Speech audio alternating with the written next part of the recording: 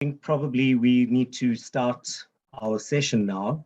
And I think probably it's always a challenging time to do a session online like this. Of course, I had technical issues trying to get in, but I'm very, very pleased and very honored to host today's meeting and to act as the program chair. And, I think probably this meeting is coming at a very important and opportune time for our young democracy. We at the point where we've just had local government elections, we've got new political leadership, and of course now we're looking at how to best prepare for disasters in the context of the local governments. And I think what's challenging in South Africa is that we've got a wide variety of local governments from metro level all the way down to district, all the way down to small towns. And I think, there's different capabilities, different capacities at different local governments, and some are better resourced than others. Some have low tax bases in terms of property ratepayers. Some are more dependent on, of course, district councils for funding. But I think all in all, we've got new challenges coming up in the context of climate change. We've got different issues that come up in the context of different parts of the country. So in the western parts of the country at this time of the year, we're going to probably over the next little while experience more heat waves. With heat waves, you get a greater risk of fires. And of course, we know that informal settlements, we lose hundreds of homes and many, many lives every year to fires at informal settlements. In the eastern parts of the country, of course, at this time of the year, we've got major risks in terms of possible landslides when there's very extreme weather events like heavy rains. And so, we've got a very mixed bag of challenges in the context of disasters in the context of local government. So I think this meeting has come at an opportune time. We've just got our new local councillors, new mayors, new leadership elected across the country. And it's going to be quite important for us to set the tone in terms of how local governments around the country prepare for and mitigate against the risk of disaster. So I think probably what I will do now is just maybe start the program. I think we've given probably enough time for people to, arrive. And I think what I just want to maybe start off with is welcoming everybody, first of all, to this important session. I think the tone that the speakers will be setting, and hopefully we're going to get good engagement as well, is going to hopefully set the tone for how local governments start engaging with these important issues in the weeks and months ahead. So I just thought before we start, we just need to get through some housekeeping rules. And I think the most important issue is that if anybody has any comments, please put these comments in the chat box. And either myself or Nadia will pick up these comments and maybe address it to the speakers if it's a question. I think what we also want to just do is, so that everybody's on the same page, I want to just very briefly give you an overview of how things are going to unfold over the next little while. So I think, first of all, before we start the first two participants, what I want to do is actually just give you a brief idea of where we're going with this presentation. So we're going to have two speakers in our first session, but essentially, before I introduce both of them, what I want to just do is, and that's going to be the head of portfolio for municipal sustainability from SALGA, and we can also have the chief executive officer of ASSAf. But I'll introduce them separately in a couple of minutes. But before then, I just thought what I will also do is give you a brief overview of where we're going to be heading. So we're going to, after the first two speakers, we're going to have somebody from SALGA, actually the advisor for disaster management of SALGA, give her first presentation. We're going to then have another person from SALGA look at spy services, and I'll introduce all these speakers specifically and their portfolios and their biographies closer to the time, not now. And thereafter, what we will be doing is I'll be announcing a session for initial response for the assessment reports. As you know, the whole point of today's session is to, in fact, review the assessment reports that the writers have actually put together, beautiful reports that outline what we should be looking at and how we should be looking at it, how we should be addressing it. So I'll be then introducing those speakers a little bit later. And I think, essentially what we're hoping for through this event is that we get really good engagement from the different participants on this call. As you know, local governments are the coalface of service delivery and are the coalface of disaster response in the country. We often think about national government as being most important. I usually think of it as being the opposite. I think local government is most important because when you have a major disaster, it's the local government officials who are the ones that have to respond quite quickly. So I think, this is a very, very important meeting, and I'm hoping that we actually have a good opportunity to engage on the issues and that we have good discussion. So I think without further ado, what I want to just do, first of all, is to introduce our speakers that we're going to have. First of all, I want to introduce two speakers in particular, and very honored to have both of them with us today. Important players within SALGA and important players, of course, within the Academy of Science of South Africa as well. So essentially, the first person that I want to introduce is the head of portfolio of municipal sustainability of SALGA. And this is Ms. Dora Marema. So Ms. Marema is the portfolio head of municipal sustainability of SALGA, and her portfolio is responsible for environmental management and sustainability. She also looks at disaster risk management and fire emergencies. And Ms. Marema has been involved in issues of environmental sustainability for a long time. In fact, it's 21 years now, since 2000, and she's worked with a variety of organizations in various sectors, including small-scale agricultural organizations, environmental organizations. She's dealt with climate change, renewable energy, gender and land rights at a local, national, and international level. So as you can see, she has lots of feathers in her cap, and we're very happy to have her here with us. The second speaker that we're going to have is the Chief Executive Officer of ASSAf, and that's Professor Himla Sudhyal.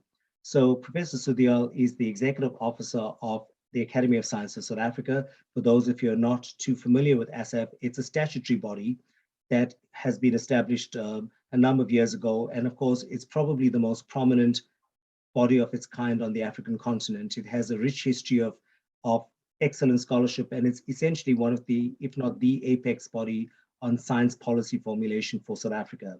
So Prof. Sudhyal holds the position of Executive Officer.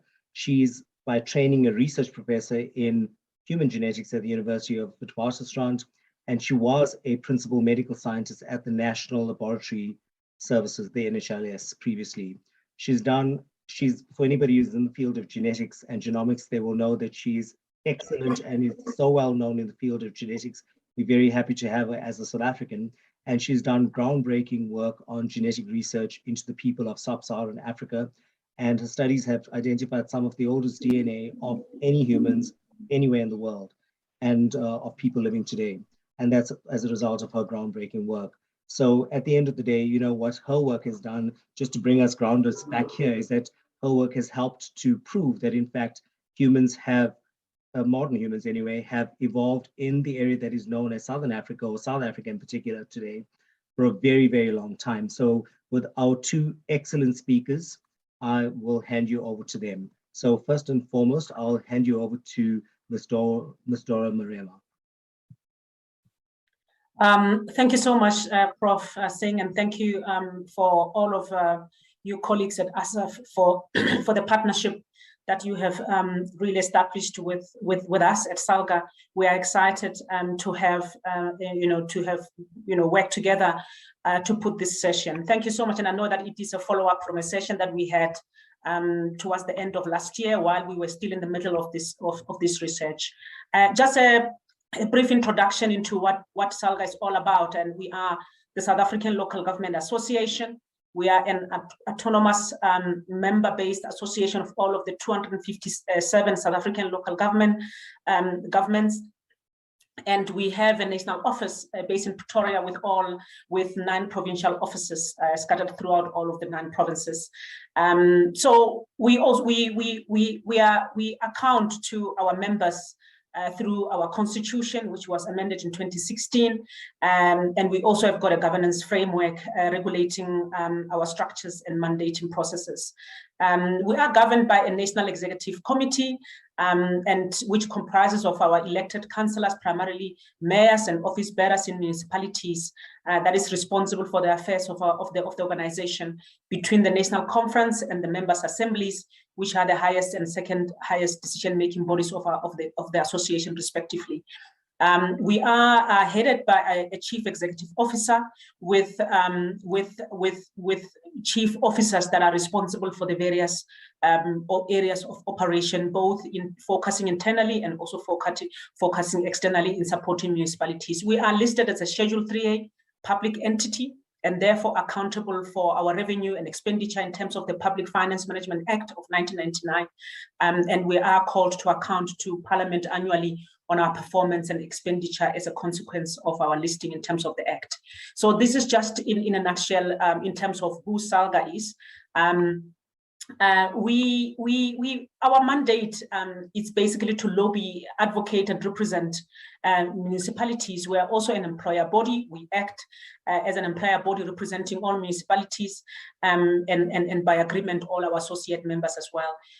We also provide capacity building to municipalities as institutions, as well as to the leadership and technical teams for both the councillors and the officials. We also provide support and advice to our members on a wide range of issues to assist the executives of the municipalities, but also the officials in terms of executing their mandate. We also provide strategic profiling to build the profile and image of local government within South Africa as well as outside of the country. Lastly, we serve as a main hub of local government knowledge and intelligence, and to facilitate peer learning within the sector itself. So basically, that's who we are. My unit is called Municipal Sustainability. It is placed within a cluster that focuses on infrastructure development, inclusive communities, and sustainability. We focus mainly on three core focal areas, one being on environmental management, compliance, biodiversity, conservation, air quality, waste, oceans, and coastal management. We also have got a very strong focus on climate change, wherein we are assisting municipalities to climate-proof their infrastructure. We are currently reviewing the District 1 plans of the districts from a climate responsive point of view. Lastly, we've got a disaster risk management work stream that supports municipalities with the aim of improving the fire emergency and disaster risk management services within local government. We also have got a cross-cutting program within all of these three focal areas, which is focusing on city sustainability, where we partner with the South African Cities Network as well as National Treasury City Support Program. And I've seen my colleague Anthea here on the program to really build up a program that coordinates all the support that has been provided to cities within the country, cities broadly meaning metros and intermediate cities, to be able to implement environmental sustainability as well as climate change programs. So yeah, I think that's in a nutshell in terms of who we are. This work that we're doing on disaster risk management and fire emergency services, it is a new stream of work for SALGA, and we have started it with an assessment study, which we are really meeting here today about. Thank you so much, Prof.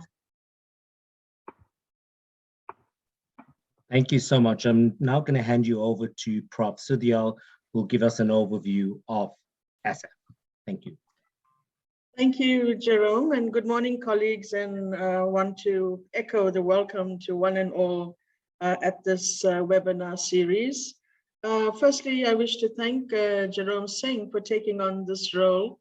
I think you are very well positioned as somebody who's involved in SAGE to help us steer this particular discussion.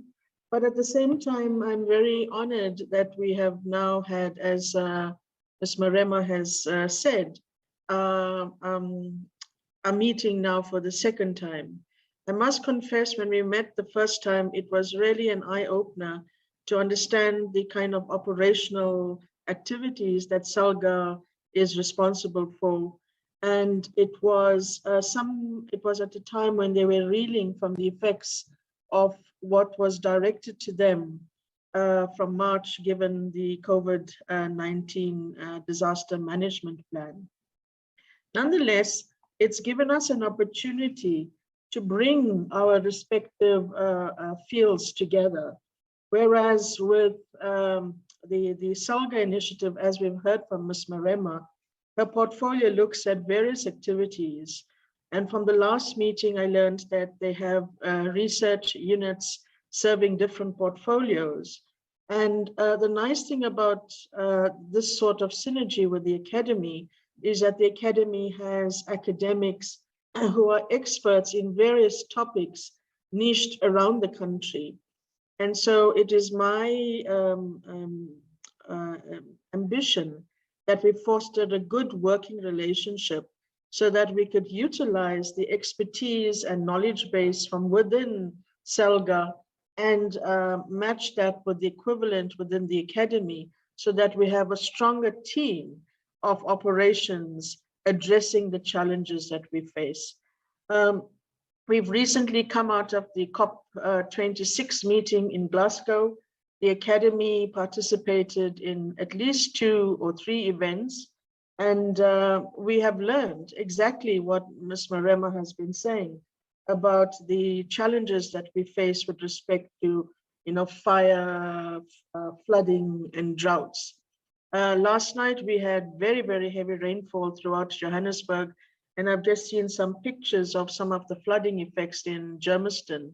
So we're living at the cusp of where our natural environment has been threatened because of the human interventions, and we need to tread with caution going further. And I just wanted to add a little bit of lip service, given we're talking about risk with fire. We recently partnered with Prof. Ashley van Niekerk's group at the MRC and supported a no paraffin campaign. And this was because the poor people of our country cannot afford the exorbitant cost of electricity. And so they lean towards the utility of kerosene and paraffin for their cooking and all of their needs. So entrenched in this is the voice of the poor and the way poverty is impacting on the socio-economic dynamics of our societies. And as Jerome has said, the local municipalities are at that cusp of the interface between the people and how we manage our respective portfolios. So I'm very excited about the possibility of a good nurturing partnership between SALGA and the Academy of Science of South Africa. And I hope that we can continue in developing the various kind of thematic approaches going forward. And from the Academy side, we will bring to the table the kind of niche expertise from academia to support whatever SALGA is trying to do so that we could grow this partnership and be a unified force in addressing the challenges for the benefit of society. So with those few words, I'm looking forward to the discussions that will ensue. And I take this opportunity, since I won't talk again, to thank all participants for giving us their time to be part of this discussion. Thank you, Chairperson. Thank you, Prof. Sudyal and Ms. Marema. We appreciate your words. So what I want to do now is move us through the program. And of course, I am conscious that this is a 2-hour program. We're running a few minutes late, but I'm sure we'll actually be able to catch up. But what I want to do now is to actually introduce our next speaker. This is Ms. Noise Sentane of SALGA, and she's actually the advisor on disaster management. And what she will be doing is actually providing the background, purpose, and the intended outcomes. But before she moves on, I want to actually introduce her. As I noted, Ms. Sentane is an advisor on disaster management to SALGA. She assists senior managers of fire services and disaster management in coordinating all provincial SALGA initiatives in disaster management, including capacity building and a range of other issues. So essentially, I think she plays quite an important part in terms of providing input for policy development, research, and also in terms of giving input on policy development as well. And I think it'll be quite important to hear from her in terms of what our background is for this initiative, the purpose, and the intended outcome. So over to you, Ms. Sentane. Good morning, colleagues, and thank you, Chairperson. As I have already been introduced, my name is Noise Sentane, and I'll be giving the background of this seminar, as well as the purpose and the outcome. The South African Local Association, that is SALGA, commissioned a thorough and a scientific research intervention to determine the ability of municipalities across all municipal categories to perform functions in relation to disaster risk management, fire services, and emergency services. A deep dive analysis was needed to arrive at a detailed understanding of the challenges and describe the essential elements of the best practice disaster risk management, fire services, and emergency services system, and how the elements interested as a complex adaptive system. The output of this research has a number of documents, which is the discussion paper for lobbying and advocacy to create enabling environment, including proposed policy and legislative challenges and appropriate funding, and then the municipal intervention and support strategy. And then this output is supported by the 3 other documents, which is the work paper 1, which is on research methodology, and the working paper 2, which is the status assessment report, fire and emergency services. And then the last one is the working paper 3, which is the status assessment report, disaster risk management. And then SALGA will then present the research and its findings in the seminar today to afford an opportunity of engagement on the outcomes by the stakeholders and by the stakeholders in this seminar that we are in today. And then the purpose of the seminar is to provide details of the research on the ability of municipalities to perform functions in relation to disaster risk management, fire services, and emergency services. Also to raise an awareness of the research within the academic community and to afford an opportunity for engagement and further deliberations on the research. In terms of the outcomes of this seminar, a deepened understanding of the challenges faced by municipalities and also an increased engagement or development for the new partnerships with SALGA to support efforts in supporting municipalities, to encourage the targeted and informed research incorporating the disaster risk management assessment by the academic community to further support SALGA, and lastly, to support SALGA from the academic community through access current knowledge and research. Thank you very much, Chairperson. Thank you very much. And thank you for helping out with our time management as well. It's actually bought us some time. So thank you very much for that. What I want to do next is to actually introduce our next speaker. This is Mr. Shepo Motlale from SALGA. He's actually the Senior Manager for Fire Services and Disaster Management. And what he'll be doing is actually providing a presentation on the assessment of the ability of municipalities to perform functions in relation to disaster risk management, fire services, and emergency services. And what I want to just very briefly do is actually give you a bit of background on Mr. Motlale. He's the Senior Manager responsible for fire, emergency services, and disaster management under the Municipal Sustainability Portfolio at SALGA. He's been involved in various structures, including as Divisional Head for the City of Johannesburg Disaster Management Center. He served as a regional chairperson and board member of the Disaster Management Institute of Southern Africa, as well as on a number of local and international humanitarian relief and rescue operations. So he brings a great wealth of experience to this particular forum, and I'll hand you over to him for his presentation on the assessment of the abilities of municipalities. Over to you.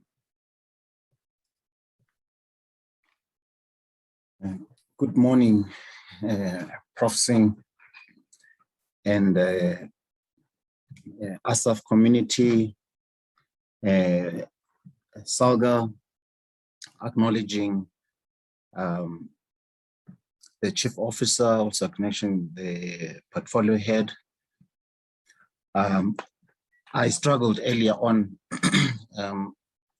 to actually get my presentation on uploaded, and also there were some settings that were also a bit problematic. I tried to be a technician myself, but I ended up spoiling a lot of things, and I had to get intervention from the IT fast assistance just to connect. Unfortunately, my video is not operational. It keeps saying Zoom is unable to detect a camera. So I'm unable now to show up on the screen, and I was dressed up, ready for this participation. Prof, it's indeed a pleasure. Let me not take too much time. I just want to zoom straight to the point and highlight the findings, and also share the municipal interventions that we'll be introducing as SALGA, and working hand in hand. Also taking this opportunity to also acknowledge our colleagues from COPTA, the National Disaster Management Center, for the incredible support and for the partnership in taking this forward as we ensure that we provide necessary support to municipalities. So now I will try to upload this. This will be in two folds, basically, where I hope it's reflecting on the screen that side. The presentation is going to be in two folds. I'm going to share the findings, which I would like not to spend too much time on them, but to share and to deliberate more on the interventions. And this is where the engagement is going to come in. As SALGA initiated the study to assess the ability of municipalities to perform functions in relation to disaster management, fire services, and main services, this is also based on the fact that over the years, it has been established that emergency services, disaster management are actually encountering challenges in responding to most of the incidents that are reported. Even bigger cities are experiencing challenges in responding to fire emergencies.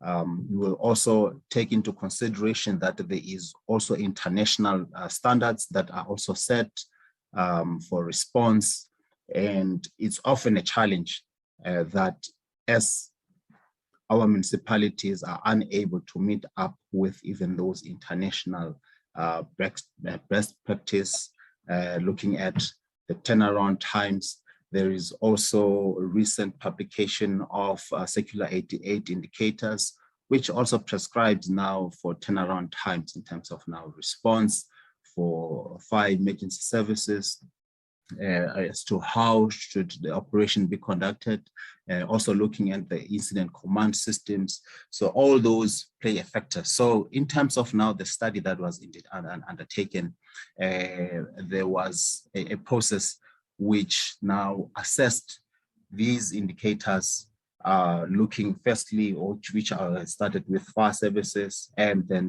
disaster management. So I would like just to give a brief background on how the findings and how the data was collected as well. Sorry, Based Speaker, on just before you go on, is it possible to maybe go into presentation mode for your presentation? I think the text is coming out a little bit small. Oh, I think there you go. That's perfect. Thank you so much. All right. Sorry for the interruption. Okay, no problem. Thank you, Prof. So SALGA appointed Disaster Management Solutions, which is a non-profit organization, to undertake this study. And the objective was to review the function of the mandate, review current intergovernmental institutional arrangements, assessment of institutional arrangements. That this is in terms of now the mandate and the execution. But there was also a need to determine costs associated with disaster risk management, fire and emergency services, and also to assess the funding arrangements that are in place. This is in terms of now allocation of budgets, distribution of the grants, the distribution of the equitable shares, and most importantly, also looking at the procurement procedures during, this would be major incidents, or in the case when there is a local state of disaster that is declared. As Noiso has highlighted earlier on about the project stages, how the project was rolled out, there was a project methodology which had to be developed, there was a literature study which had to be developed, and then there was surveys and then interviews, and then we had to now ensure that there is a municipal intervention support strategy and advocacy that is developed. Now, looking at now the structure of the research, due to COVID situation, everything had to be conducted online. There was no physical interviews or engagements which could be conducted. So most of the work done was based on online survey. And then we also look at various sources as well that we could also bring in, which was now bringing in data from various sources, conducting interviews with the MTMC, also conducting interviews then with chief fire officers, heads of disaster management centers, and this is both provincial and municipal disaster management sectors as well. And in terms of now the research tool, DMS introduced a cloud-based information technology data collection tool known as the Geological. And this was the tool that was utilized for participants to be able to give their input based on various areas that were identified, but also to ensure that the data that is collected is also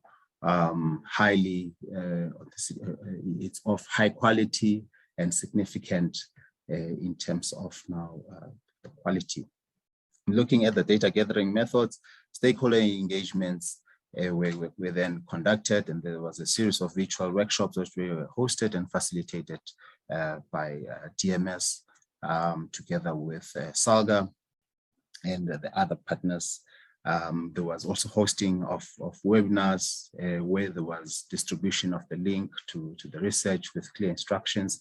Respondents completed their questionnaires within the prescribed period, and there was also adequate support that was given. And there was also sampling, which was structured. Chair, if I may just seek your assistance in terms of now time location, so that I can just be sure that I don't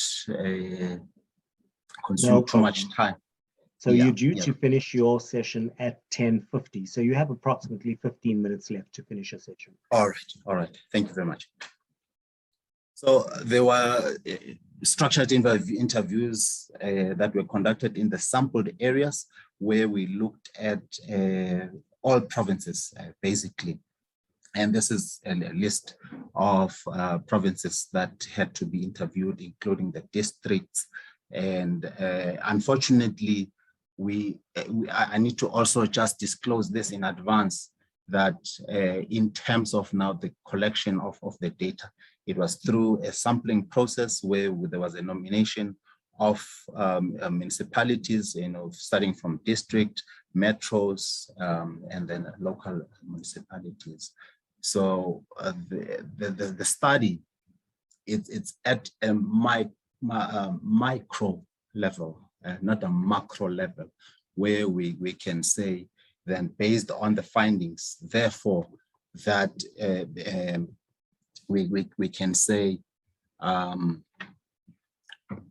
we make expression that means that if maybe one particular area, this is the finding, therefore other areas then would say no, but this is not the same situation.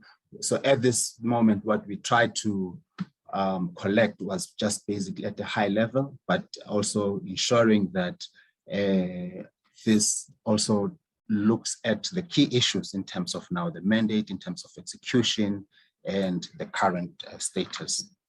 So I'll be very brief then in highlighting these areas so that I can kick off with the interventions strategy.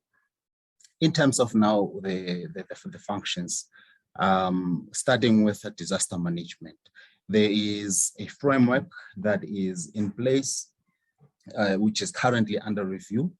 But in terms of now the findings, most heads of centers indicated that their functions are not appropriately placed in terms of now the framework. The framework makes a recommendation that the function should be placed in the nearest highest decision-making body, which would then be in the case of either the office of the municipal manager or either the office of the mayor. But heads of centers made an expression that their functions are actually delegated, which means that the function is then delegated to another function, which means that based on the data that is collected, disaster management is placed under a line function. It would be under emergency services, it would be under health, social development, traffic in other areas. So that was the issue that was highlighted.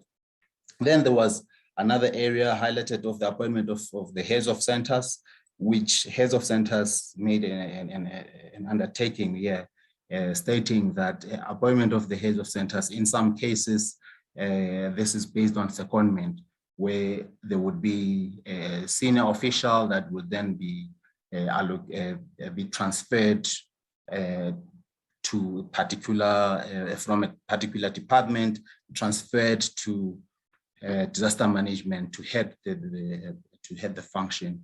But there was also areas highlighted with limited authority of the head of center, issues of human capacity, skills and expertise were raised also through the research.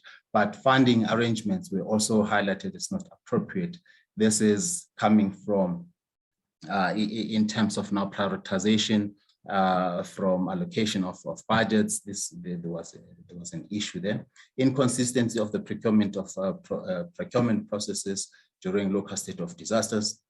Municipalities also highlighted that they are not receiving adequate support from their municipalities, and this also affects their responsibility. But when we also interviewed the NTMC also highlighted a critical point where there is a need for intervention, where grants are allocated to municipalities but unspent. At the end, these grants are then utilized for other programs, so which is also another area that needs attention.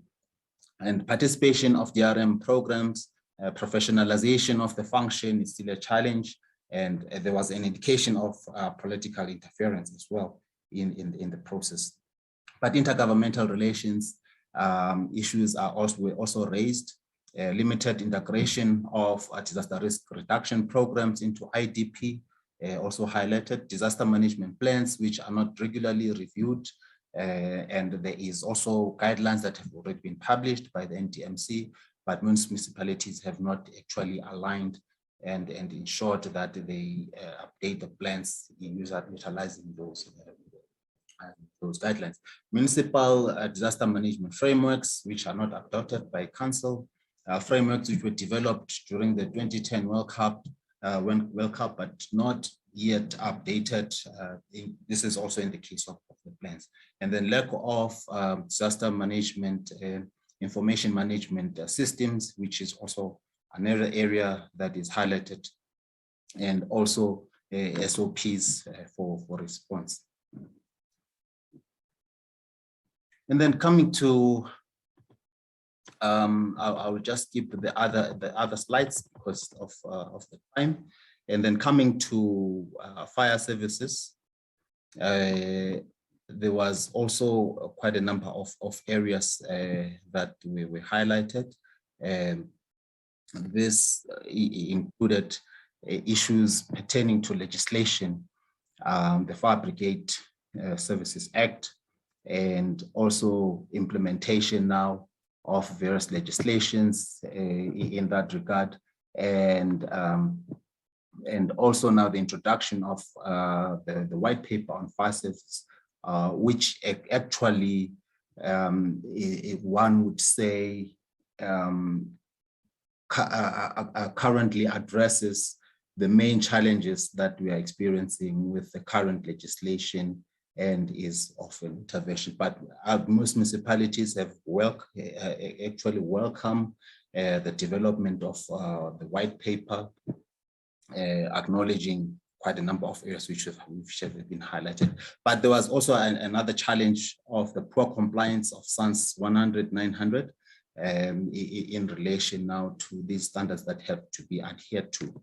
And also looking at now the establishment of the advisory council, which must also be established. Municipalities also raised issues that, in terms of now issues that needs to be addressed, either at a provincial level, then escalated to the NTMC. Most of the areas were not addressed. There is another part that I just need to bring in. Is I've highlighted that this presentation is in two folds. The one that I had earlier is the one that is actually giving a problem here. I just need to switch off from this one to give you the other side for the remaining few minutes.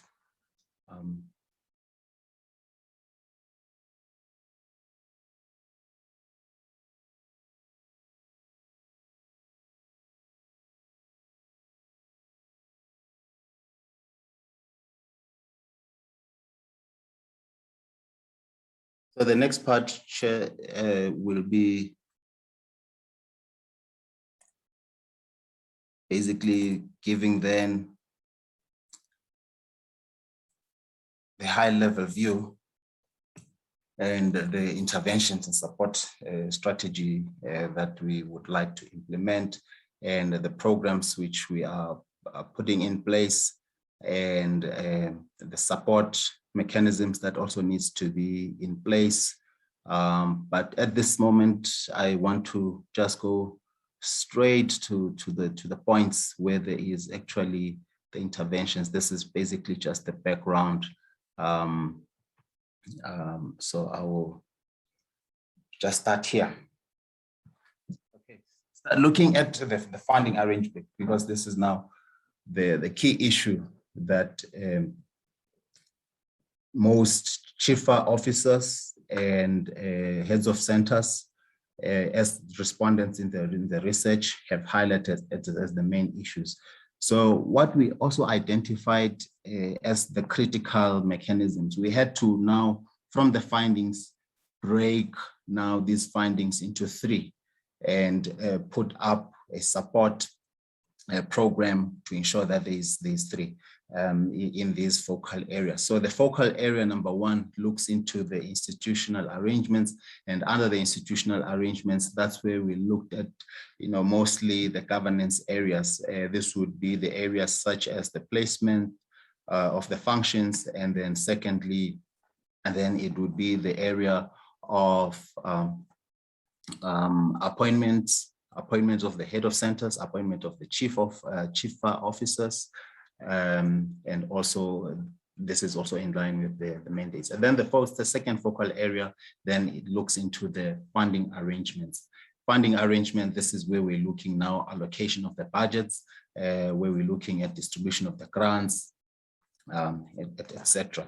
So under the funding arrangements, there's also responsibility to ensure that as local government also need to provide a broad spectrum of activities under the funding mechanisms, which then needs to be designed for allocation for acquisition of resources that may be required, and also to address this issue of funding in a broader nutshell from that perspective of lack of funding, as has been expressed. But there's also areas that needs also dedicated support interventions, which would also involve the national treasury at the same time. But we're also looking at the establishment of the municipal disaster relief grants for declared local state of disaster situations in accordance with the prescribed threshold requirements as per the framework. So, and then looking at one of the biggest challenges identified under the funding of fast services. Various suggestions have been made that the current equitable share received by municipalities does not seem to be adequate. This is from the perspective of the municipalities, but also in our view, based on the data collected, yes, it is indeed the situation currently. And there is also a view that municipalities are already under constraint on income from the rates and taxes and cannot actually meet the requirements to ensure that they provide services under this function. So another area that we thought to, as we were engaging and conducting interviews with provincial fire services, provincial disaster management centers, including the NDMC, we then identified 3 priorities, of which DCOC, this is the NDMC Fire Services, made a recommendation that there is a need to ensure that there's access to fire services. There is a need to ensure that there's a fire risk profile which needs to be developed. There's a need for prioritization of personnel and equipment requirements and development of technological systems as well, which needs to be in place.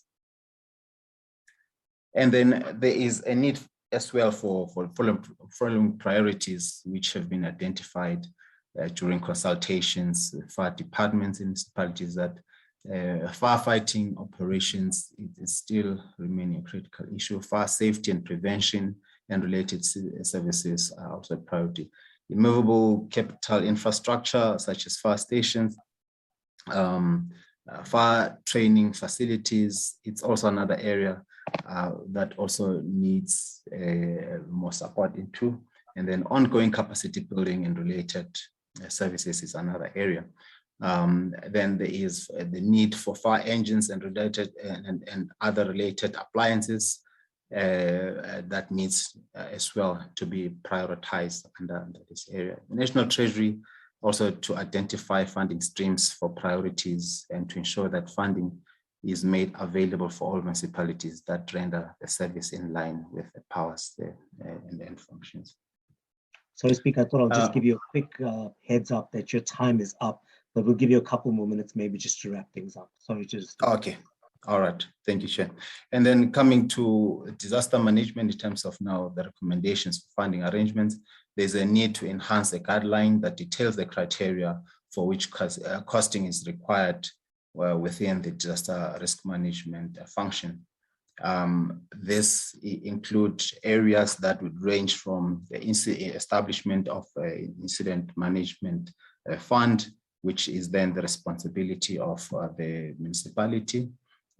Also to address areas such as staffing requirements, infrastructure, and then systems, including tools of trade. And then improving emergency procurement guideline, it's also going to be critical. Currently, municipalities are utilizing Regulation 36 as one of which is coming actually from the MFMA, but there is a number of challenges as well which have been raised. So there is also a need to improve the current emergency procurement guideline. And SALGA has already started the process. We're currently engaging municipal fiscal portfolio to look at the measures and how we can ensure that together with Treasury and DCOC can come up with an intervention to resolve this matter. And it's also important to ensure that we also encourage municipalities on the use of transversal contracts administered by National Treasury to optimize the procurement process when procuring standardized items. But there are other standardized items which you would not find under the transversal contract. But it's also going to be key now that the National Treasury needs to come on board, also ensure that municipalities are also made aware of contracts that are available for such use. It's also important to improve a guideline on how to access funding.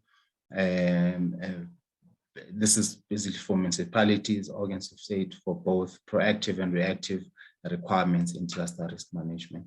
And National Treasury as well to consider reprioritization of unspent grants, as we know that every financial year there is always unspent grants from the USDG. So it's going to be key that we also look at such interventions in place as well. And then conditional grants, that's another area that we perhaps need to give prioritization on going forward. So yeah, I will perhaps stop here, check given the time constraint. Thank you very much. Thank you very much, Speaker. So we've just a couple of minutes behind time, but we're still on track. What I want to do now is invite two speakers who are going to give their initial responses to the assessment reports. And both of them are experts in the context of disaster management. We're first going to have Ms. Rebone Tao from the National Disaster Management Center. Ms. Tao is the Director of Disaster Management Education, Training, Awareness, and is involved very much in capacity building at the National Disaster Management Center.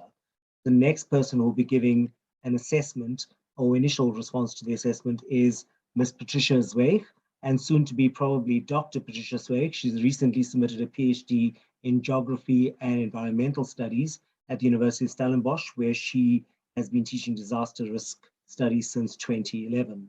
She's conducted numerous post-disaster assessments and looked at various issues relating to urban risk and vulnerability.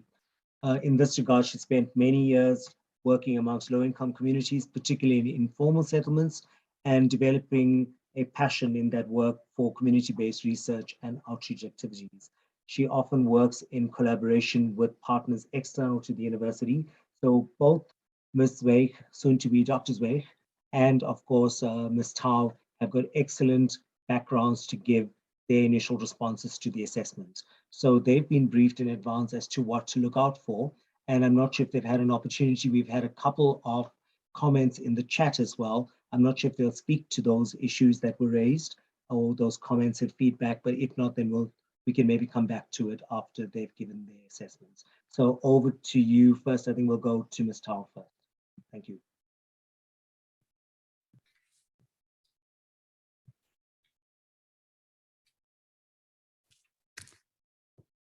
Okay, good morning, colleagues, and thank you for inviting us as the NDMC to participate in this seminar. As indicated, my name is Rebone. I'm from the National Disaster Management Center. If I can just give a little background, NDMC is a branch within the Department of Cooperative Governance, and we are basically established through Section 8 of the Disaster Management Act. We are responsible for integration and coordination of disaster risk management throughout the country. And we are responsible for implementation of Disaster Management Act and its policy framework, which we call National Disaster Management Framework. We also responsible for implementation of Fire Management Services Act. As I indicated, our main responsibility is to promote integration and coordination of disaster management, really looking at prevention, mitigation, and risk management. Our objectives are to oversee the institutional systems for disaster management and improve the legislative compliance by upgrading regulatory and policy framework for disaster risk management. And secondly, we improve and strengthen systems for disaster management for all common disasters, e.g. drought, floods, fires, and diseases in all provinces by raising awareness, which is very important.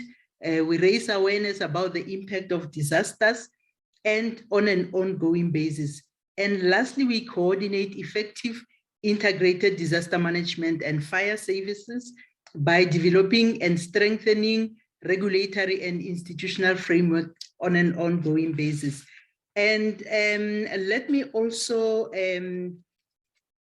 express NDMC's and commend SALGA for having commissioned this research, which has basically highlighted capacity gaps as far as disaster risk management is concerned.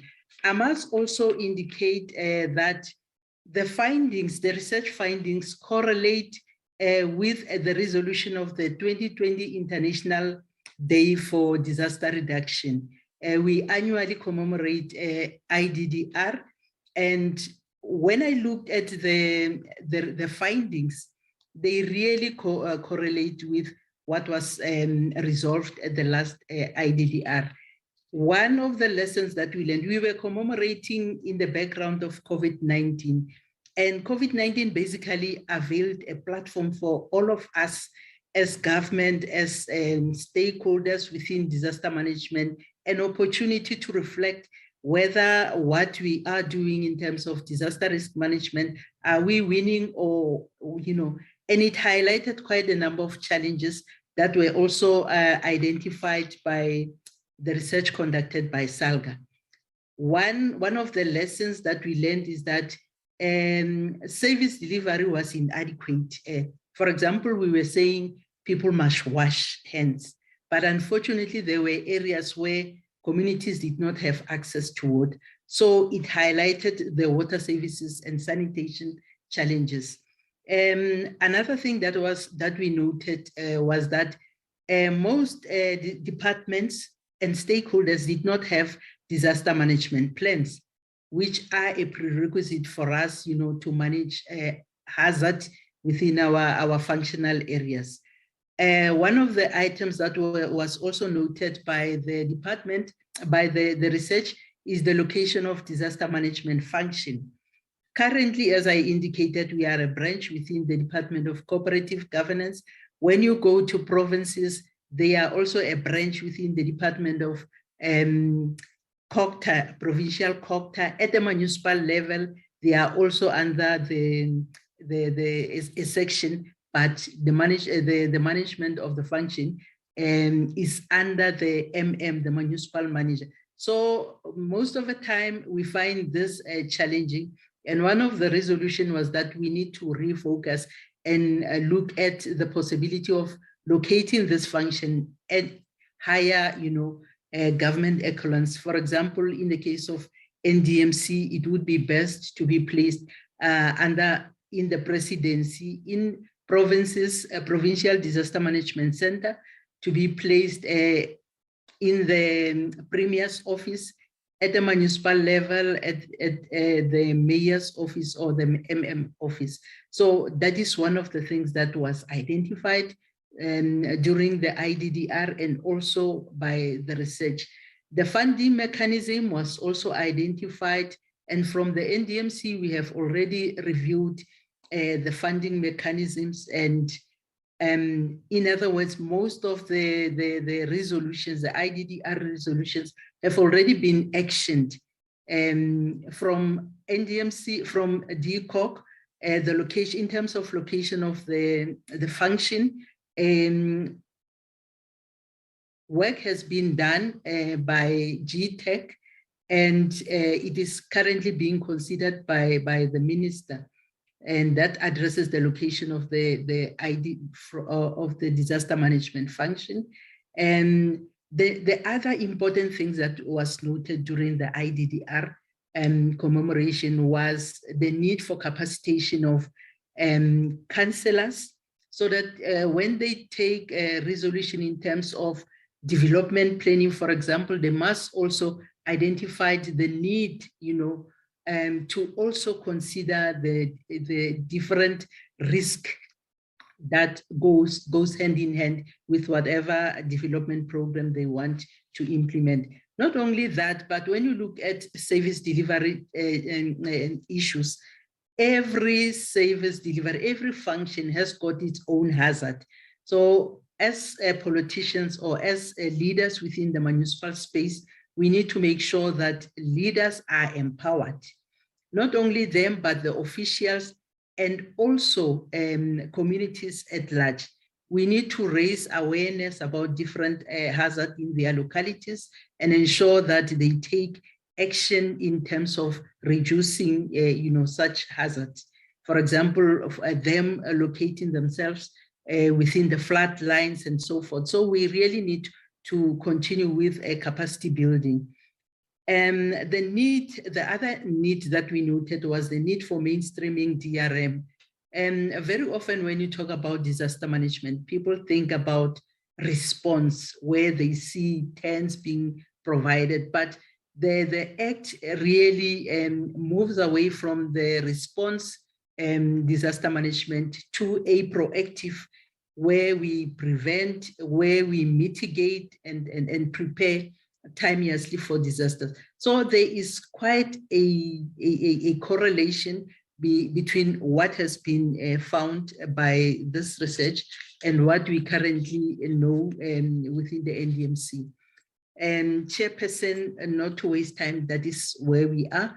We really, there is quite an area of similarities. So the research result are really, the research result is really appreciated. And through continuous engagement between the NDMC and SALGA, we will really go a long way in ensuring that our communities are safe. Thank you, Chair. Thank you very much. I'm going to now quickly move on to Ms. Patricia Zweig, who, as I mentioned earlier, is from the Research Alliance for Disaster and Risk Reduction, also known as RADAR, based at the University of Stellenbosch. And we'll hand over to her now for her initial response to the assessment report.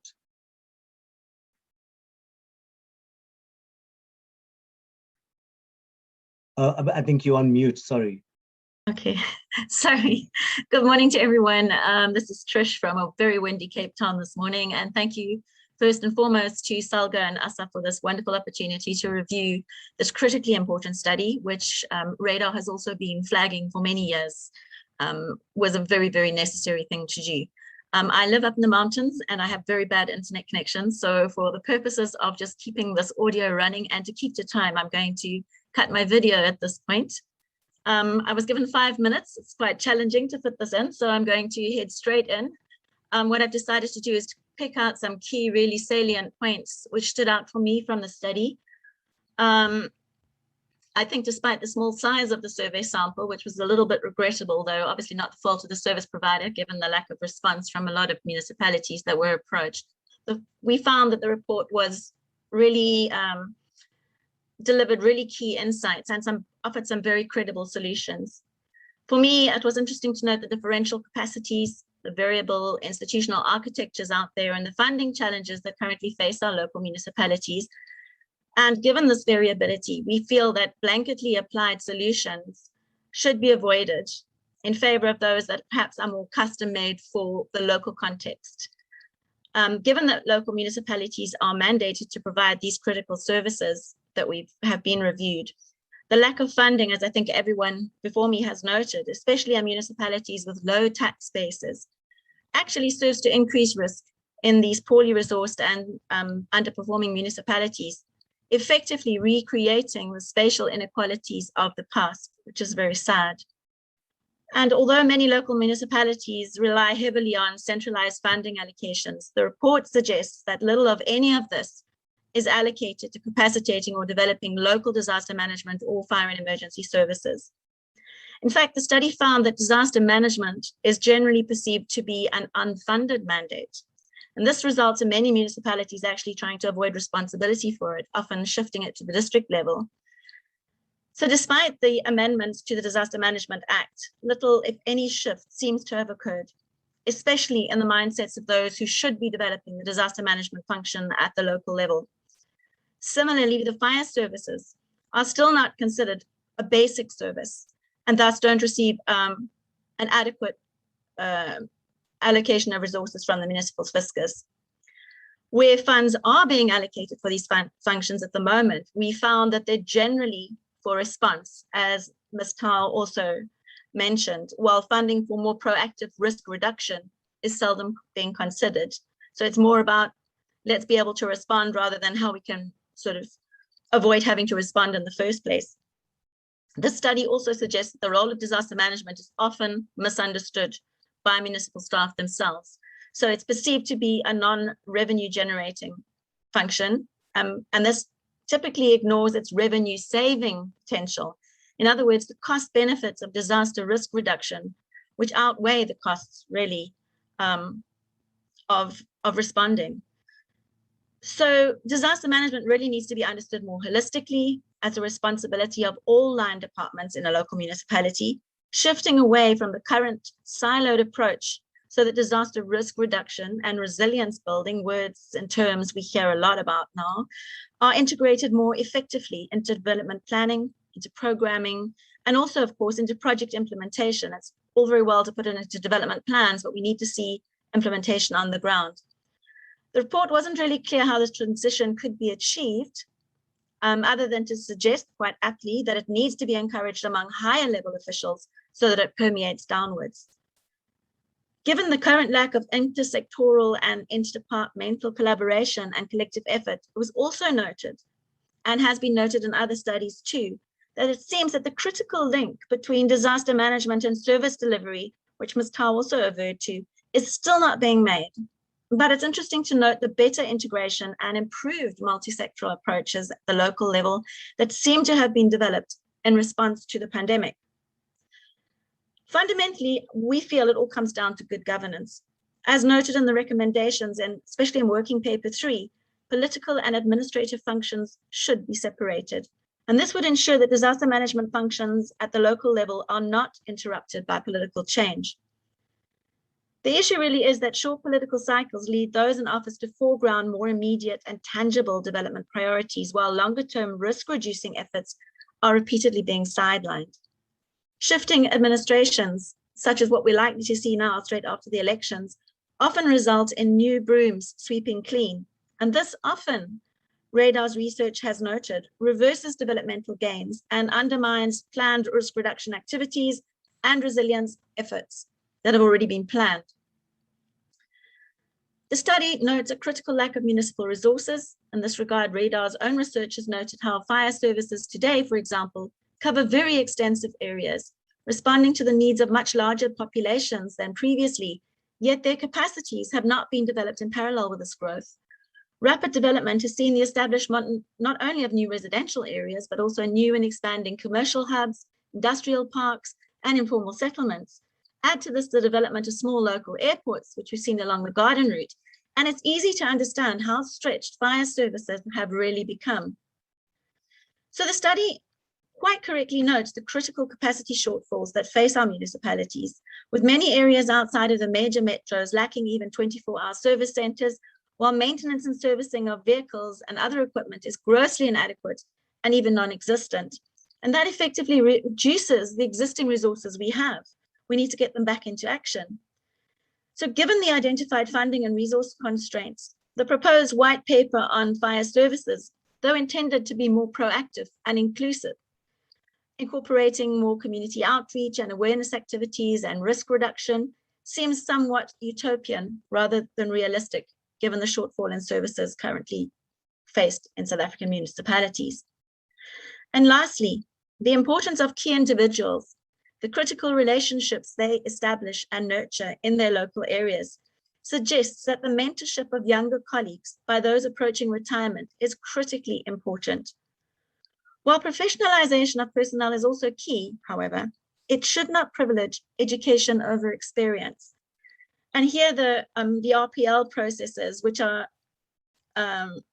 already available at places like Stellenbosch University, should be considered, because they enable those who currently have lack requisite educational qualifications to actually study further, and more importantly, even to specialize, something that the study also flags, because it will attract career-minded young individuals looking for opportunities to get into really critical society-changing environments. We find that students today really want to make a difference. And so we want to invite and encourage people out there to come into these, into the fire services, into the emergency services, to look at disaster management as a career opportunity. So lastly, as Ms. Tau has highlighted, the pandemic has actually offered us a unique opportunity, a really key moment to elicit the shift in the status quo among our emergency services and to develop much more effective capacity at the local level. We feel that right now there is a will to do so, and we need to grasp this opportunity to move forward. And with that, I hope I've kept to the time limit and managed to draw out some of the more salient points. Thank you very much. Thank you very much. So We're running a couple of minutes behind time, but of course, I wanted to leave the last speaker to introduce her at this point in time. I think, all the speakers so far have been pointing to the challenges of funding. So our last speaker who's going to be giving her initial response to the assessment is Ms. Anthea Stevens from the City Support Program at National Treasury. And of course, National Treasury is going to be key in terms of hopefully providing some of the solutions. So Ms. Anthea Stevens is currently responsible for the climate and sustainability component of the City Support Program at National Treasury. She has over 2 decades of experience in implementing programs that address developmental and environmental priorities. So over to you, Anthea, for your initial assessment of the reports.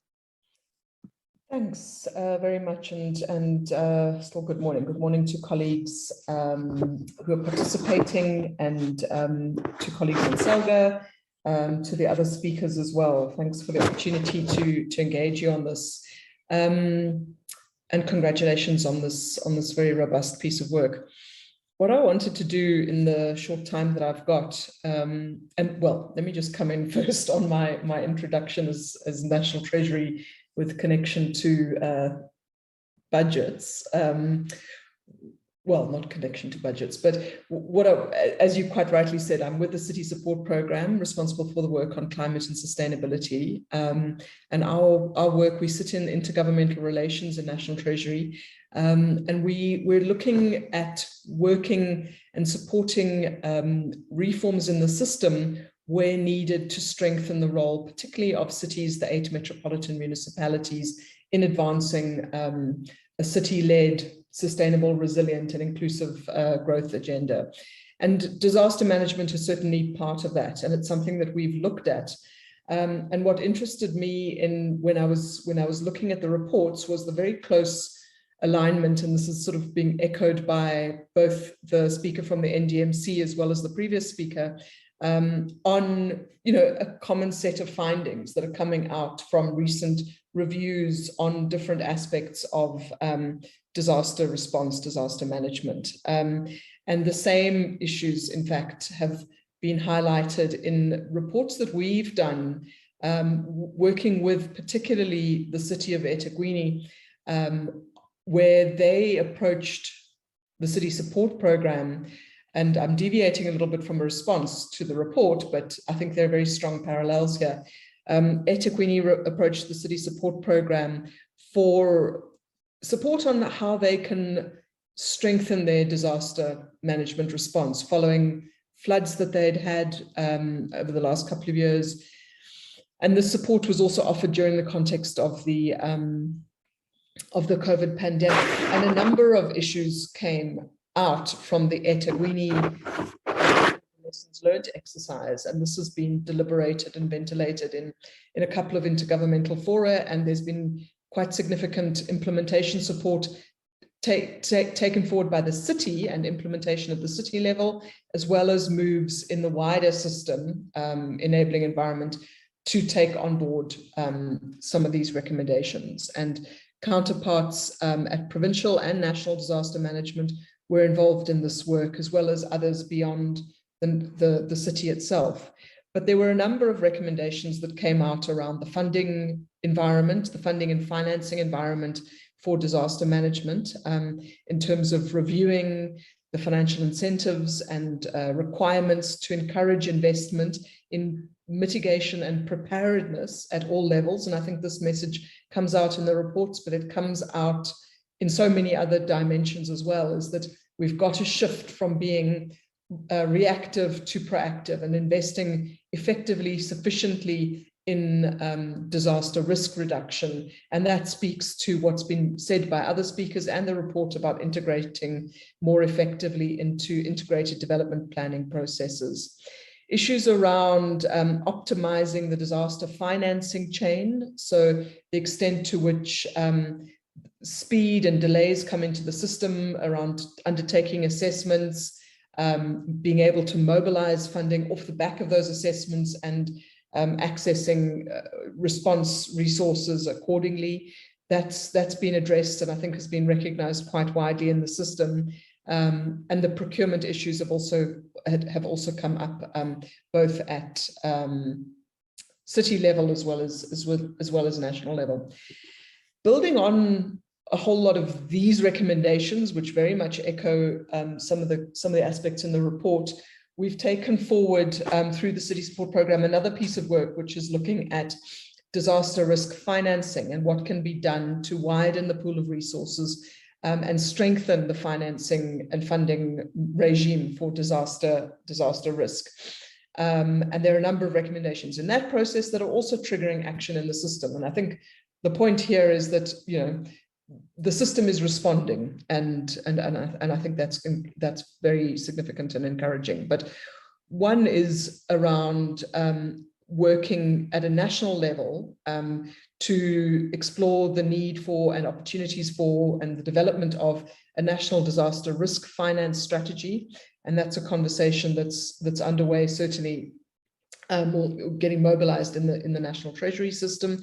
And off the back of that, it's something that municipalities who have quite considerable of their own funding and financing powers can look at developing subnational risk financing strategies, because the pool of resources and funding that's available extend far beyond the fiscus. And I think another aspect of the recommendations that have come out, certainly in the disaster risk financing piece of work, is the extent to which other financing instruments can be mobilized, particularly for smaller scale shocks, but also to take some of the pressure off the fiscus and look at opportunities such as mobilizing and better use of insurance. And that's something that's been put forward.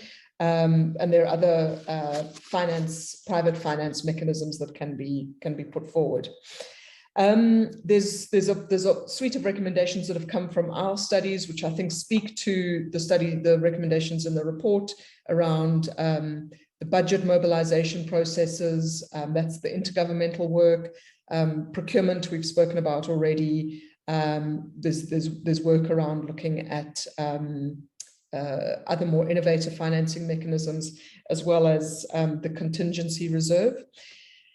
Within the cities and at a local level, the sort of capacity and institutional issues that came out quite strongly in the report around mainstreaming, where the functions are located, the level of appointments that are there. Again, I think these are not, they're not new, which there's clearly relevance there in terms of the recommendations. But at eThekwini, the suite of issues that came out of the report when we did the deep dive there were around, particularly in the system, looking at how we strengthen the capacity and disaster management centers to deliver and refocus resources, particularly looking at the wider risk mitigation and preparedness across all spheres of government. At the local level, obviously particular to a city here, but there were recommendations around looking at the processes and documentation and systems within city level. So there, the extent to which the incident command systems and communication protocols were effective and fit for purpose, training, reviewing early warning provisions, reviewing existing plans and standard operating protocols or practices regarding emergency command and control facilities, business planning, and a whole range of planning for emergency preparedness and response. And then another aspect, which I think is something also important to put onto the table here, and it comes into the report, but it was something that very strongly came up in the sort of deep dive with eThekwini, was the capacity, the ability to coordinate effectively both inside and outside of government. So with the civil society partners that are mobilized and mobilize themselves in the face of disaster. How effective is the city or is municipalities or local government in being able to receive, coordinate, and deploy that support according to the priorities at the moment. So I just wanted to kind of share that, that experience that we've had working with a particular city, and then the recommendations that have come out from a national level, but also drawing on city experiences as well as the experience with COVID around disaster risk financing. And I want to acknowledge in that these two pieces of work, the participation of the NDMC across the board, and then what eThekwini has done. They've been absolutely proactive in asking for support around how do they learn from what's happening at a local level, at a city level, to strengthen what they can do, and then use that same exercise to push recommendations for reform into the system more broadly. And in tandem with this, the city has taken on board the recommendations that have come and mobilized their city system to really grapple with those recommendations and understand and take forward the recommendations.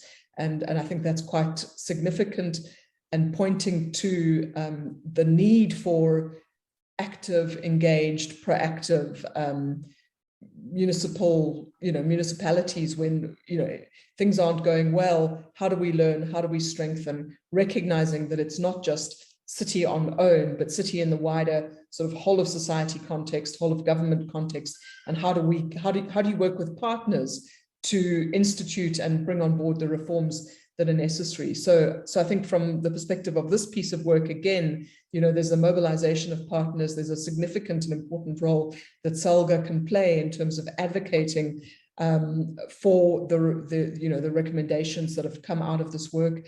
And I would, I think similarly, taking some of the recommendations that have come out of our pieces of work and driving that alongside the recommendations that have come out of this piece of work that you're conducting here. So I wanted to share that as part of my inputs on commenting on the reports. Thank you. Thank you very much, Ms. Stevens, and to the other two speakers who gave their initial responses to the assessment. So thank you to Ms. Tau and to Ms. Zweig. And of course, as I'm sure everybody has realized, we're running a little bit behind time, but I did think it was important to get the perspectives and the critical appraisal of the report. So what we're going to do now is move without any delay to Prof. Philip Harrison, who's a South African Research Chair in Spatial Analysis and City Planning based at Wits University. He's also a member of ASSAF Standing Committee on the Science for the Reduction of Poverty and Inequality. And Prof. Harrison is going to be now opening the floor to respondents for any questions, and then he's also going to be moderating the session. So over to you, Prof. Harrison, and sorry for eating into your time. No, thanks very much, Chair. And yeah, time is short, but I do just want to congratulate SALGA for this work and also express my own pleasure at the developing association between SALGA and ASSAF. And I have read the reports, it was some time back, but I'm really impressed that SALGA is getting to this level of texture and detail in their guidance, research-based guidance that they can give to municipalities, and are moving beyond a lot of the generalities, sometimes almost sort of cut and paste that you see in many studies. So my congratulations to SALGA. So we already have had a few comments, and I'll just quickly bring them together. We've got one hand that has been up. I see there are many Dora Maremas in the audience, but I think different people are using the same name, but it's Moses Kangala, I think, who had his hand up, and I'll come to you, Moses, in a minute. But so some of the comments really were about the placement of functions, and I think that was Zamukwanda.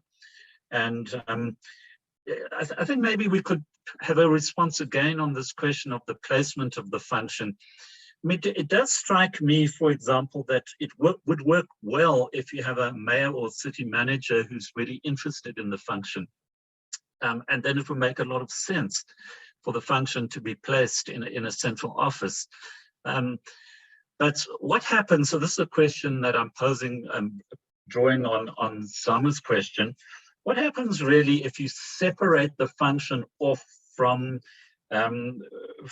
disaster management, for example, the line function department, and you don't have a supportive mayor or city manager? So I guess That's a question.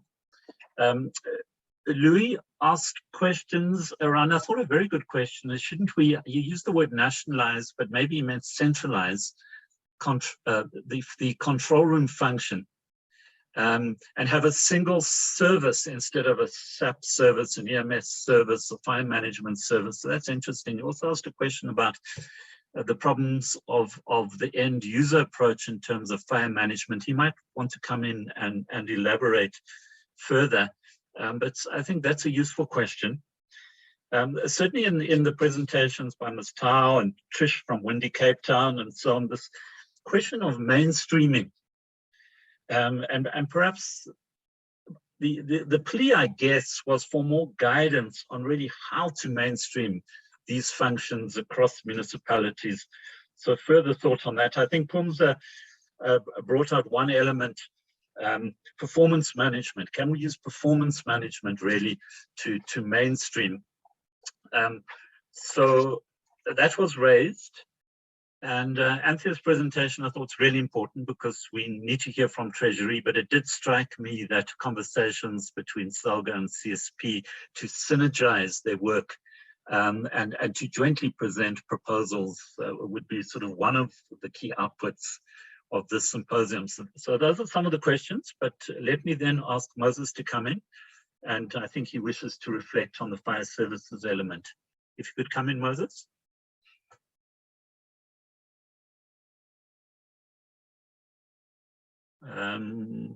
Are you there?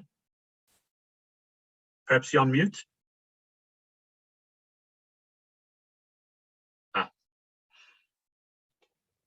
Not sure if Moses is still there. Well, let me then ask more generally, are there further comments and questions anyone wants to raise? And put hands up. Or perhaps I could also ask Louis to come in and just elaborate on the question he raised, if he's here.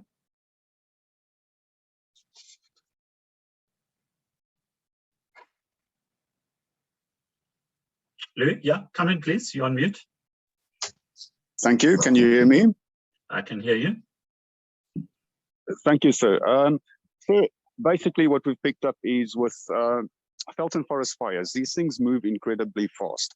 And then, of course, we all know the social, economic circumstances of the country. So your cell phone towers are prone to have their cables knocked down and their batteries removed. So you can't always get hold of the end user when you need to get hold of him on a day when the wind's pushing 60 kilometers an hour, and sometimes it pushes over 108 kilometers an hour. So every minute you delay is a minute that fire gets bigger and bigger and bigger. And you're complicating it because you're going through an end user pays principle and you can't get hold of the end user. So instead of having that end user pays principle, we should be rather looking at a fire services levy to avoid those kind of delays or incommunicado situations. That's just something Louis, yes, sir. Sorry, could you also just talk to your question around rationalizing the control rooms and centralizing the control rooms? Because it does sound like a useful suggestion you might want a response to. Certainly, thank you, sir. So there again, we have another issue in that, you know, your fire services have their control room, your emergency medical services have their control room, traffic has their control room. Everybody's got their own control room, and everybody's duplicating expenses for salaries, equipment, and all that kind of stuff, and technology, obviously. Now, if we nationalize these control room centers, i.e. the police, ambulance services, fire, traffic, etc., etc., it's one resource base. We're not duplicating the whole time. We're not duplicating expenses. We're not duplicating resources, and we can focus on more critical issues. Thank you. Network problem. Program Director. Sorry, there's someone else on the line. Yes, Moses, I was taking an urgent call. Can I? No problem, Moses. Come in and make your comments. Okay, no, super. Thanks, Program Director, and thanks to colleagues and to SALGA.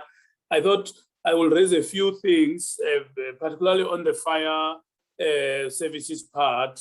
To start off, perhaps by indicating that, and it's something that I seem to recall that we have raised during the consultation when the study was being undertaken. It relates to the notion of emergency services, because if you look at it from a constitutional perspective, you have got firefighting services and ambulance services. So we are responsible largely as COCTA and as a ministry for fire services. And we acknowledge that EMS for emergency medical services is a provincial competence. But I pick up in the report that it seems the two are seen as one. And the fact that the one is a provincial competence constitutionally doesn't come across explicitly. And it's problematic when you start to look at rolling out strategies to address some of the issues. If you look, for example, at funding, it will be difficult to talk about funding of emergency services, because if funding follows function, it will mean that funding for firefighting will come to local government and to COCTA, and any elements that deals with EMS or what we call emergency medical services will then have to go to provincial government through the Department of Health. So I think it's something that is critical that we should not lose sight of in our reflections. And in the new fire service bill that we are busy finalizing, we are reinforcing that particular messaging, because we have agreed with Department of Health that they have authority and jurisdiction on those issues, because constitutionally it's done by them. The fact that it's done by cities here in Gauteng, it's an institutional arrangement. So it's not a legal dynamic. And the other element, perhaps just in the interest of time that one can raise, Chair, relates to standards. We acknowledge that our work is anchored by standards, both international and otherwise. And I noted there's somewhere where there's a list of standards that must be adopted. What is important to bear in mind is that standards that are developed in the US are developed for a different dynamic in terms of capability to deliver services. So our view is that yes, standards could be adopted, but they should be made to be fit for purpose, and should then, of course, recognize that our services, because of historical reasons, are at different levels of development and maturity. So when we talk standards, it should not be seen as wholesale adoption of standards. It is an issue that I think Louis was also raising, our Chief Fire Officer from the Eastern Cape, that even if you look at the national standard, the 10090, when you talk about adopting, you should be mindful of the fact that there are areas currently without any services whatsoever, versus some of the bigger cities that are fairly advanced in terms of service delivery capability. So these are some of the things that we just thought we could highlight, given the fact that we don't have a lot of time. Thank you. Yeah, no, thanks very much, Moses. And it's best to raise some of these really tricky institutional issues up front, and the opportunity to engage them in the report. So thanks for that. There's a question from Jurgens Dice on the Q&A. Jurgens, are you here? Are you here to ask the question? Chair, good morning. Morning. Come in, please. Yes, Chair, thank you very much. So my name is Jurgens Dice. I'm from the National Disaster Management Center, and particularly I deal with the portfolio, dealing with legislation, policy, and compliance issues. Thank you very much for an interesting research study. We will definitely go through it in much more detail from our unit side. But a lot of the information that is already provided through this report is well known to us. It is issues that we have tried to address in 2016 with the review of the disaster management legislation, There's currently a process underway in which we are reviewing the disaster management framework. And the expectation is somewhere around February, March next year, we would have a good idea of what the gap is in terms of the framework, and then also undertake a public participation process. But the question that I have here is, it would be interesting to see, what is the approach taken by the municipalities in terms of addressing these matters, because a number of them can be and should be addressed by the municipalities.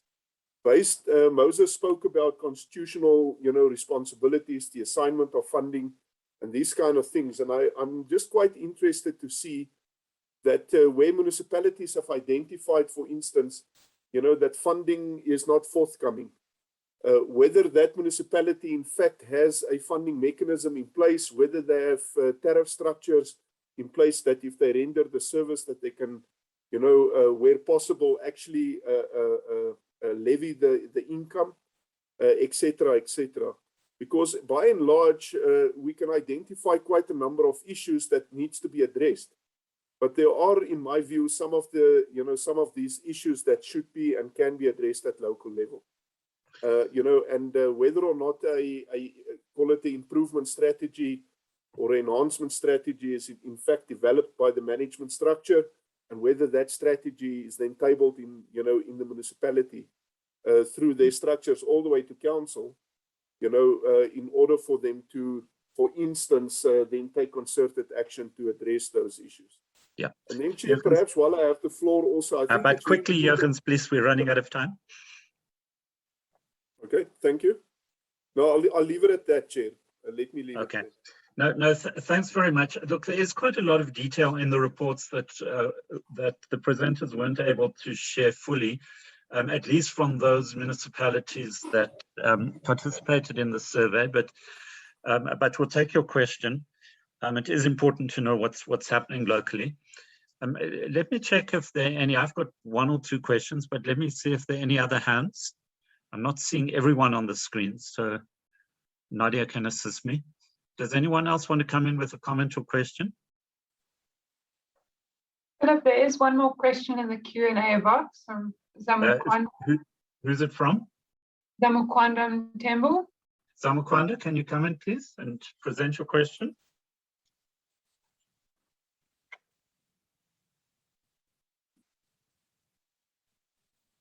Zamukwanda, you're on mute. So can you hear me? Can hear you clearly. Yes. Thank you so much. Thanks for the research and the analysis. I'm working for a local municipality. The issue that I saw before I present my question is the organograms. How the disaster management and fire organograms is being set up, especially the reporting structures. As I mentioned, other municipalities, the disaster manager report directly to the municipal managers, but others, the whole disaster and fire unit reports to community safety managers, which is the manager leading the other structure from traffic and licensing, which is making it hard for a fire and disaster unit to comply. So my question is what can be done in order for the local municipalities to have a right organogram to be well presented to especially the political principals? Even they want to create the post for that, they can well know what needs to be done, how the organogram have to go about, especially under fire unit and under disaster management unit, and what is the fit requirement for each position to be set on that type of organogram. Thank you so much. No, thanks very much. And I appreciate there's some really practical concerns in terms of setting up institutions from local government. And this process hopefully is getting to the point where it can provide real guidance. If there is, are there any other hands? I don't see anyone. Nadia, is there any other question coming through? I don't see any in the Q&A. Okay, no, that's great. So, okay, so we're going to ask SALGA to respond briefly, but I have a broad question. because I think this is really important work, as I said. But of course, there are many, many other aspects of emergency response and risk management. And yes, of course, there were the storms and the floods last night. There's drought. There's obviously, we know about disease control, terror attacks, building collapse, and one could continue. So, I mean, I guess the broad question to SALGA, is this the start of something broader? Is this the beginning of a series, if you like? And we don't want to put too much pressure on SALGA, but what else can we expect from SALGA? And of course, ASSAf has indicated its willingness to provide support and assistance, and the other important partners like CSP and the Disaster Management Center, very importantly, that are here. So let me put that as a broad question.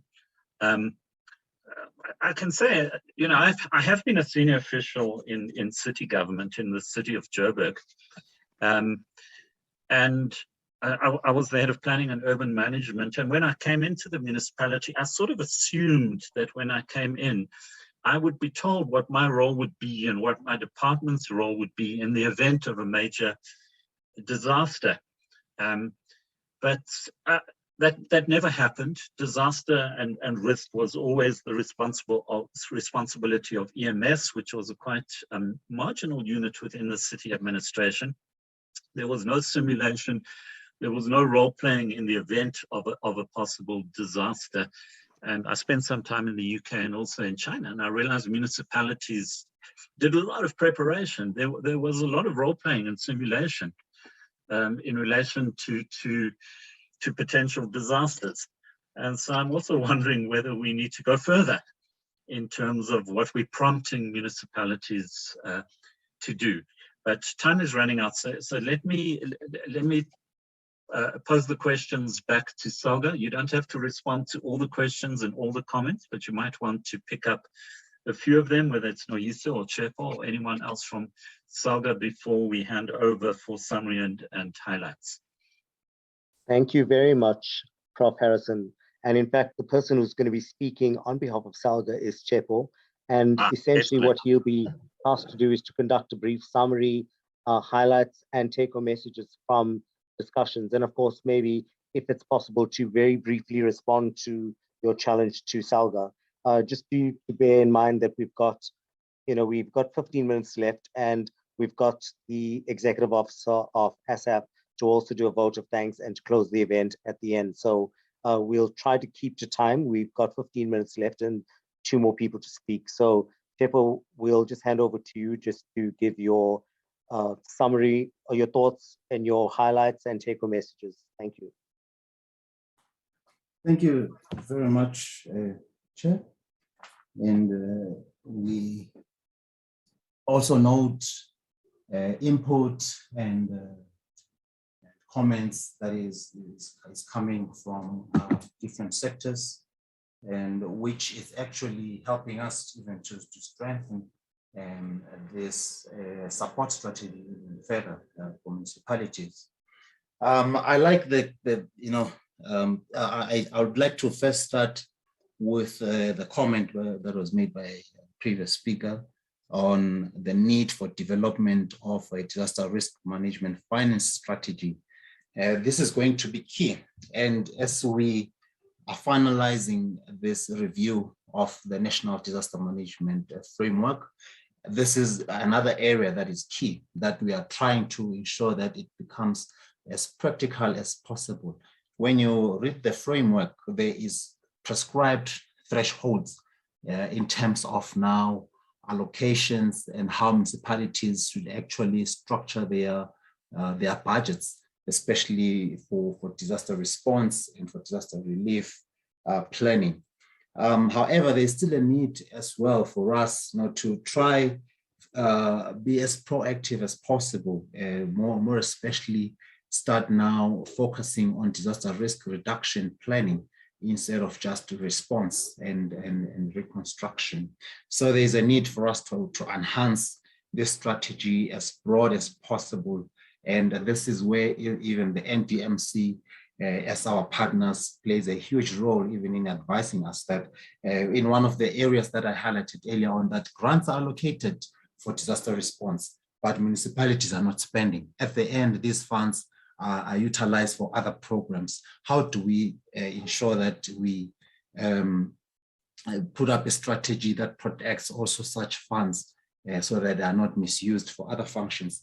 Coming to the point of establishment of whether you call them emergency command centers or command or control rooms, disaster management centers, I think there we are lacking.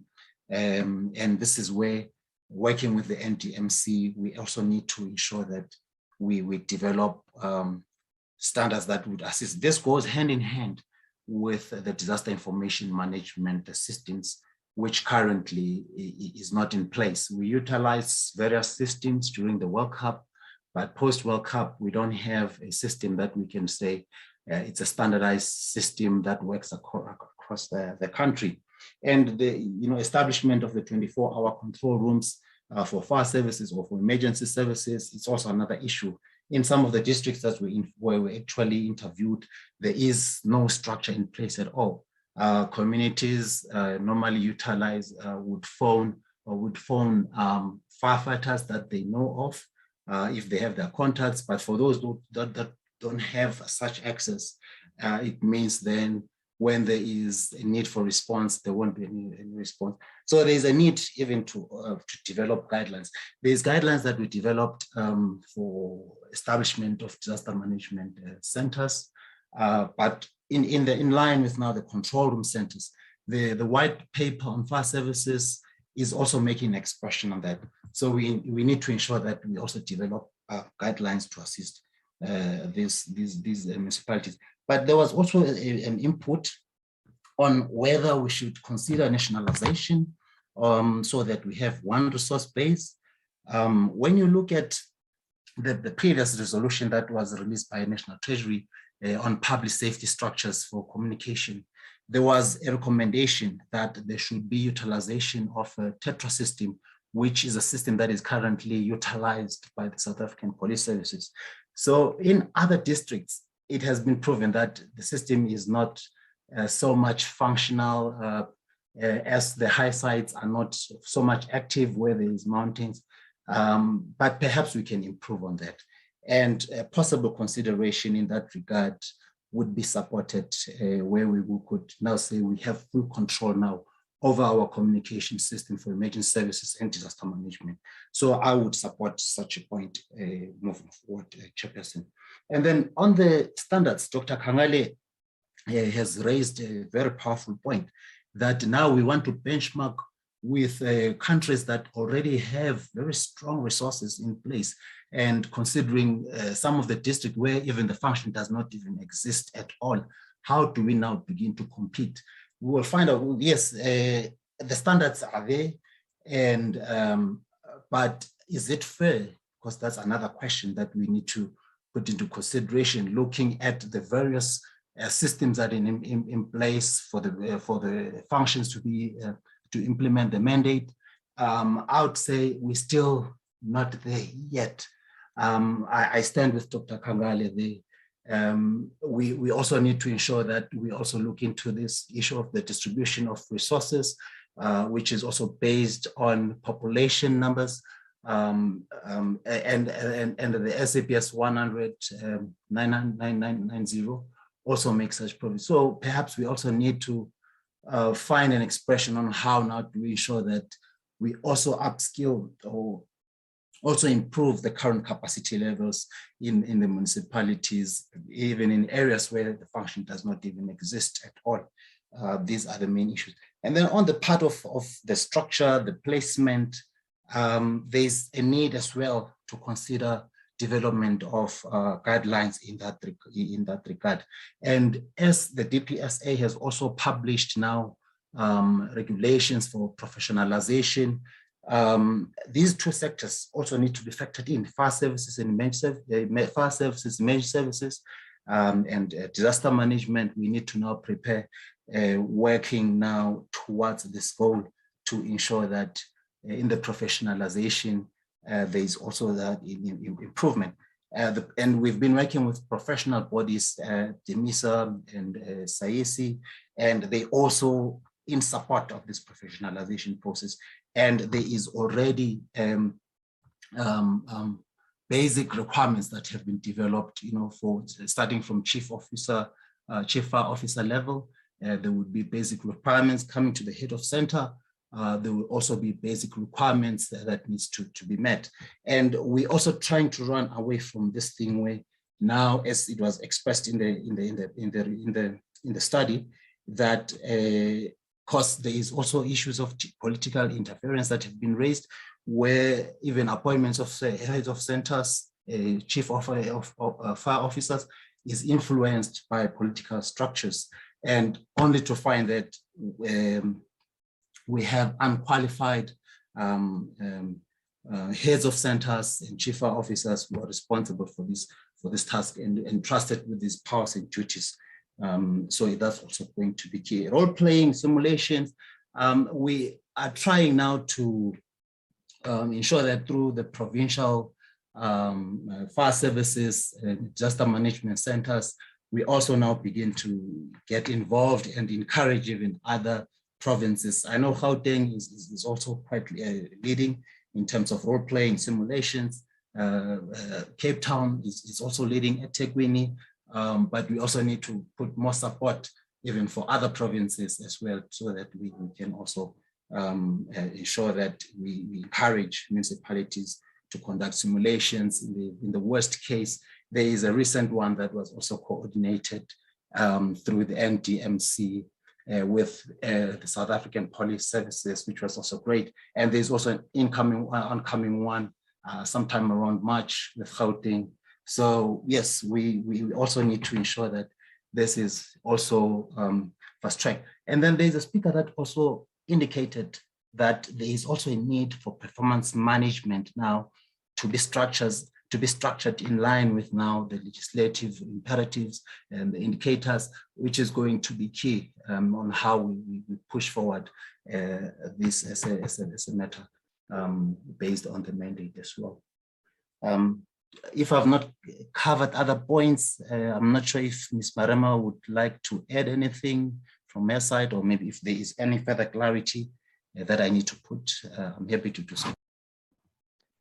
Thank you, Chipo, for that excellent comeback with responses. You are on point.